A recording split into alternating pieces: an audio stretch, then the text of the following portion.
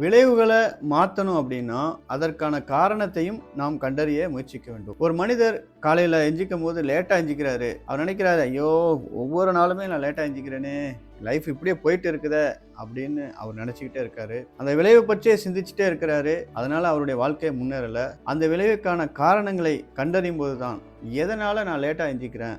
அப்படிங்கிற ஒரு காரணத்த அவர் கண்டறியும்போது, அவரு முந்தா நாளு லேட்டா படுத்திருக்கலாம். அதனால லேட்டா எந்திரிக்கலாம். அல்லது அவரு ஏதாவது ஒரு உணவ சாப்பிட்டுருக்கலாம். லேட்டா சாப்பிடும்போது, அந்த உணவு டைஜஸ்ட் ஆகாம இருந்திருக்கலாம். அதனால சரியான தூக்கம் கிடைச்சிருக்காது. அதனால லேட்டா எந்திரிக்கலாம். அல்லது ரொம்ப நேரம் மொபைல் ஃபோன்லயே இருந்திருப்பாரு. அந்த மொபைல் ஃபோன பார்த்துக்கிட்டே இருந்து, அந்த ஸ்ட்ரெஸ்னால காலையில எந்திரிக்கிறதுக்கு லேட்டா இருக்கலாம். ஸோ இப்படி நம்ம காரணத்தை கண்டறியும்போது, நம்முடைய விளைவுகளையும் மாத்தலாம். மரக்கிளைகள்ல மாற்றத்த கொண்டு வரணும் அப்படின்னா, அதனுடைய வேர்களுக்கு தான் நம்ம சிகிச்சை குடுக்கணும். இந்த வீடியோ புடிச்சிருந்தா லைக் பண்ணுங்க, கமெண்ட் பண்ணுங்க. உங்களுடைய நண்பர்களுக்கும் ஷேர் செய்யுங்க. Thank you.